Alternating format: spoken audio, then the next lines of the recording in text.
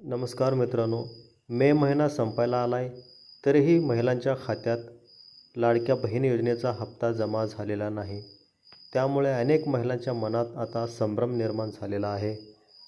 सध्या चर्चा आहे की मे व जून या 2 महिन्यांचे पैसे म्हणजेच 3,000 रुपये एकत्र मिळतील. मात्र याबाबत अजून कोणतीही खात्रीशीर किंवा अधिकृत माहिती समोर आलेली नाही. त्यामुळे कुठल्याही अफवावर आता तुम्ही विश्वास ठेवू नका. उपमुख्यमंत्री अजित पवार यांनी सांगितले की त्यांनी 3.37 कोटी रुपयांच्या फाईलीवर सही केलेली आहे.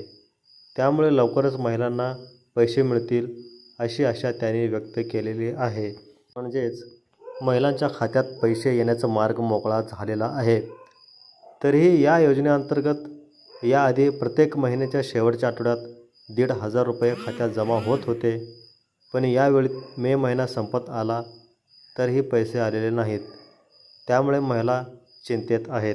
आपल्या हाती आलेल्या नवीन अपडेटनुसार पुढच्या महिन्यात वटपौर्णिमेच्या दिवशी महिलांच्या खात्यात पैसे जमा होण्याची शक्यता आहे.